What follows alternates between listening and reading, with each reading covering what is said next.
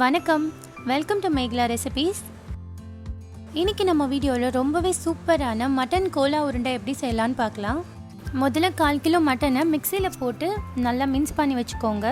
இப்போ ஒரு பேனில் எண்ணெய் ஊற்றாமல் 1 ஸ்பூன் கசகசா, 1 ஸ்பூன் சோம்பு,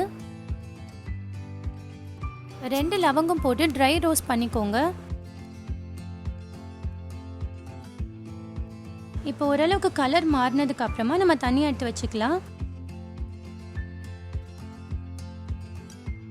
அதே பேனில் 1/4 கப் அளவுக்கு துருவின தேங்காய் போட்டு இதையும் நம்ம ட்ரை ரோஸ்ட் பண்ணி தனியாக எடுத்து வச்சுக்கலாம்.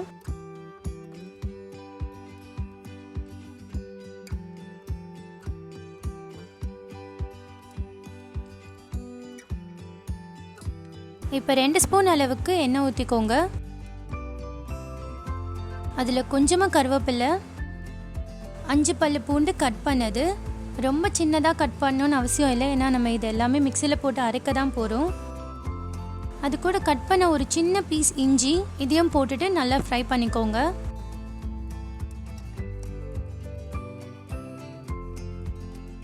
இப்போ கட் பண்ண ஒரு பச்சை மிளகாய் சேர்த்துக்கலாம்.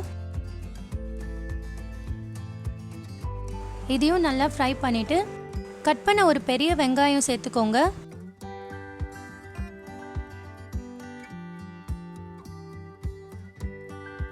வெங்காயம் நல்லா வதங்கினதுக்கு அப்புறமா தேவையான அளவுக்கு உப்பு போட்டுக்கலாம். யூஸ்வலாக கோலா உருண்டையில் ஃப்ரை பண்ணதுக்கு அப்புறமா உப்பு ரொம்ப ஜாஸ்தியாக இருக்கிற மாதிரி தெரியும். ஸோ நீங்கள் ஃபஸ்ட்டு போடும் போதே பார்த்து போட்டுக்கோங்க.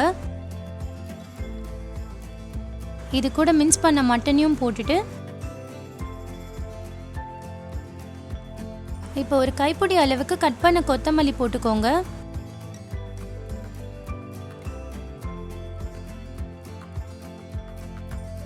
கொத்தமல்லி நல்லா வதங்கினதுக்கு அப்புறமா மூடி போட்டுட்டு ஃப்ளேமை கம்மி பண்ணி ஒரு 20 நிமிஷத்துக்கு வச்சுருங்க, ஏன்னா மட்டன் நல்லா வேகணும். இப்போ மட்டன் நல்லா வெந்துடுச்சு. ஸோ நம்ம ஸ்டவ்வை ஆஃப் பண்ணிவிட்டு நம்ம இதை ஆற வைக்க போகிறோம்.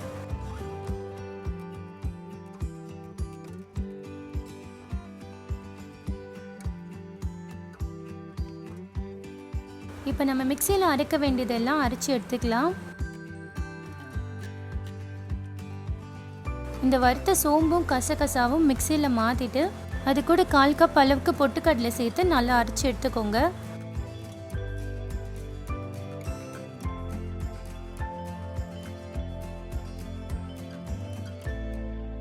இப்போ இது கூட வறுத்த தேங்காயும் சேர்த்துட்டு இன்னொரு வாட்டி நல்லா அரைச்சி எடுத்துக்கலாம்.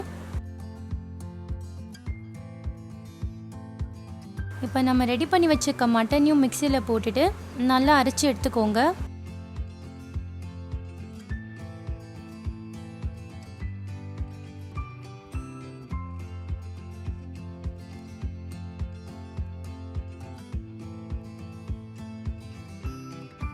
அரைச்ச மட்டனை ஒரு பவுலில் மாற்றிட்டு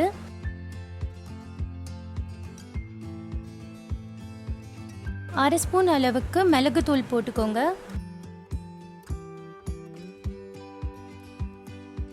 பைண்டிங்காக நான் ஒரு முட்டை பீட் பண்ணி வச்சுருக்கேன். ஃபஸ்ட்டு ஒரு 4 ஸ்பூன் அளவுக்கு முட்டை ஊற்றிட்டு நல்லா பிசைஞ்சிக்கோங்க.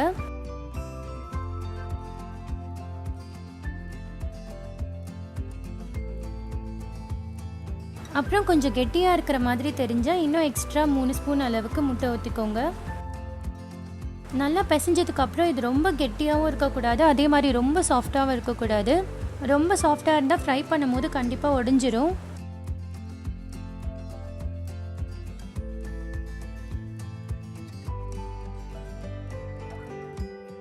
நல்லா பிசைஞ்சதுக்கப்புறமா மீடியமான பால் சைஸில் நம்ம உருண்டை பிடிச்சிக்கலாம்.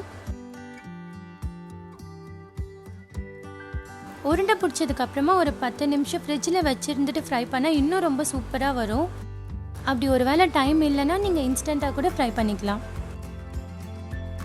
நல்லா டீப் ஃப்ரை பண்ணுறதுக்காக கடாயில் எண்ணெய் ஊற்றிக்கோங்க.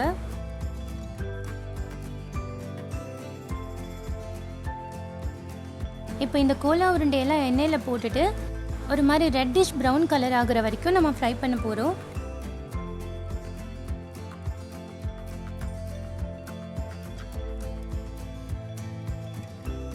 வெளியே நல்லா கிறிஸ்பியாக உள்ள நல்லா சாஃப்டாக இருக்க மாதிரி ரொம்ப சூப்பராக மட்டன் கோலா உருண்டை ரெடி ஆயிடுச்சு. இந்த மட்டன் கோலா உருண்டை நீங்கள் ரெஸ்டாரண்ட்லலாம் வாங்கினா கண்டிப்பாக 5 பீஸ் மேலே தரவே மாட்டாங்க. ஆனால் 1/4 கிலோ மட்டன் இருந்தால் கண்டிப்பாக நமக்கு ஒரு 15 to 20 பீஸாவது வரும். உங்களுக்கு மட்டன் பிடிக்காதுன்னா நீங்கள் சிக்கன் வச்சு கூட இதே ரெசிபியை பண்ணிக்கலாம். ஸோ மறக்காமல் இந்த ரெசிபியை நீங்கள் உங்கள் வீட்டில் ட்ரை பண்ணி பார்த்துட்டு டேஸ்ட் எப்படி இருந்ததுன்னு கமெண்ட் பண்ணுங்கள். அண்ட் நம்ம சேனல் ஃபர்ஸ்ட் டைம் பார்க்குறதா இருந்தால் மறக்காமல் சப்ஸ்கிரைப் பண்ணிவிட்டு பெல் பட்டனையும் கிளிக் பண்ணிக்கோங்க.